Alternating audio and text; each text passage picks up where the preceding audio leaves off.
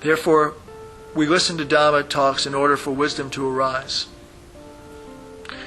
It is not a matter of listening and believing everything straight away. But we shouldn't deny things immediately either. That's what the Buddha said.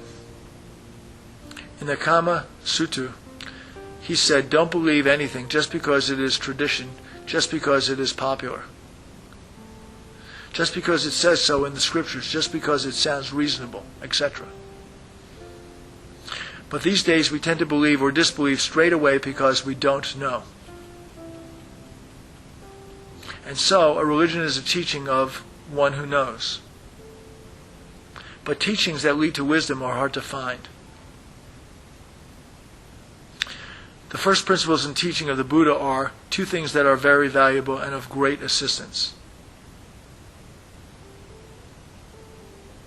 Namely, sati, recollection, and sampanjana, full awareness. That is what we're doing when we turn up the hand. We are fully aware. When raising the arm, recollect what you are doing. And when you stop, know it. Be aware of your hand moving to your belly button. Turn up your left hand. Be aware. Raise the arm like this, knowing it. When it stops, know it. Cover your right hand with your left, being aware. When the hand comes to a standstill, know it.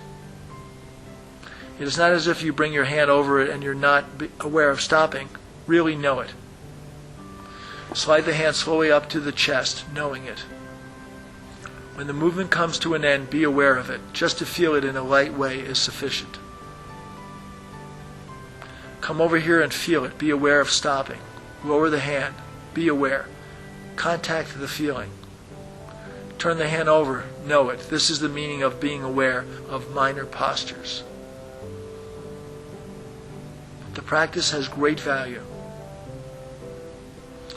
The two things that are of great assistance, sati, recollection, we recollect straight away. And sampanjana, full awareness, we are fully aware. This practice gives rise to wisdom. One is able to solve one's problems. The value of being able to deal with one's problems, that we no longer believe in things that are meaningless. Therefore, we used to believe in silly things without using the wisdom that exists within us. Therefore, everyone should study oneself, whatever nationality, religion, sex, or age you may have. I guarantee that everybody, without exception, can come in touch with this knowing.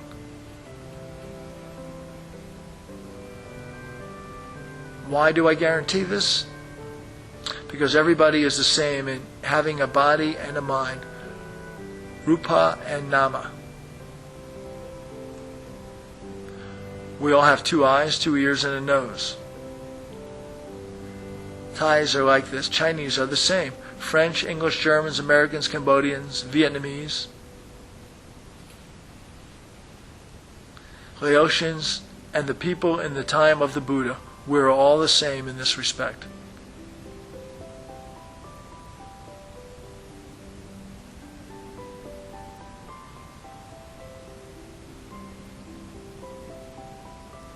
It's good to study from books, but not as good as studying within ourselves.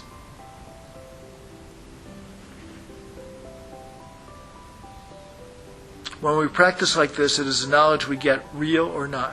What do you say? The Dhamma that should be studied is our actions, speech, and thoughts.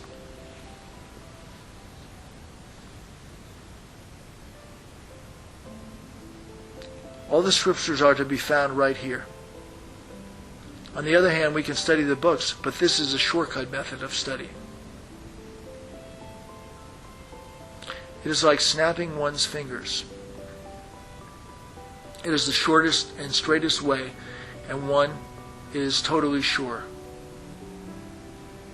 I can guarantee that within 3 years, at the most 1 year as a medium, and 1 to 90 days as the quickest, one will be able to solve one's own problems. There won't be any suffering in your mind. Or will have lessened to the smallest extent. And for some people, it would be eradicated altogether. We have to observe ourselves in order to understand what the law of nature and the three universal characteristics are.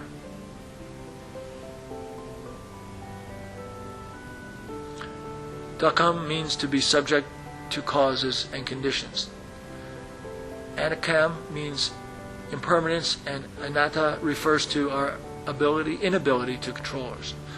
When we go and practice, we will actually know this for ourselves. When we practice with this method, making movements and being aware continuously, we get to know. What DUKKHAM is, what it means, that things cannot endure, that they have to move and change. It is impossible to stay still. The postures are DUKKHAM. For example, blinking the eyes, breathing and thinking are all DUKKHAM. We learn this by looking at ourselves, not from books. We can understand reality and being aware of this phantom long body. We may all study ourselves.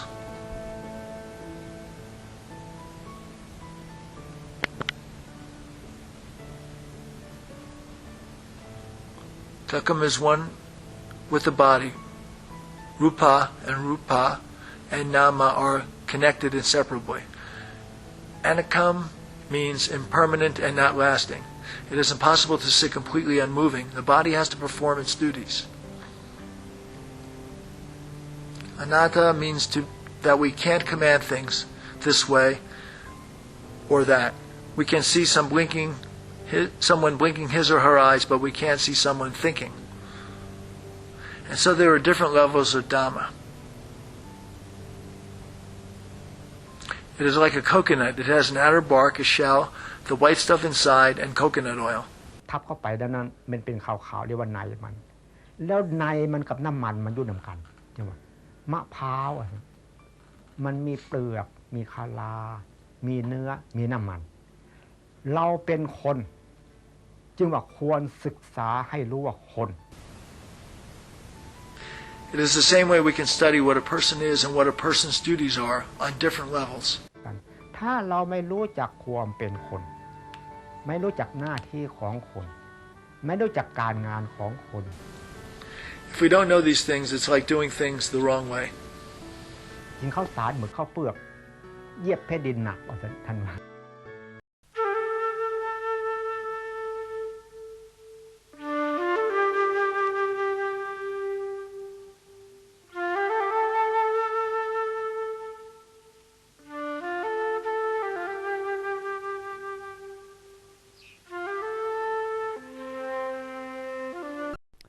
Some Dhamma talks of Luangpor Teean have been recorded and published in books.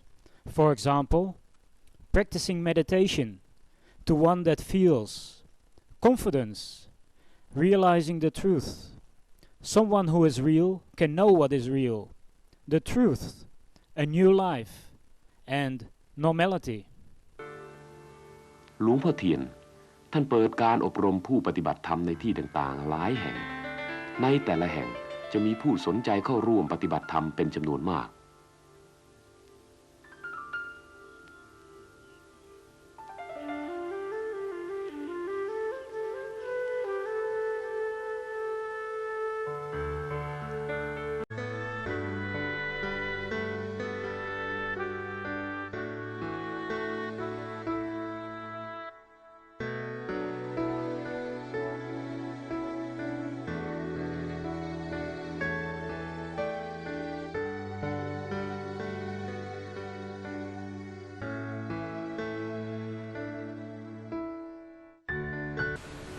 Tup Ming Kwan Monastery is situated in Liri province, not far from the city.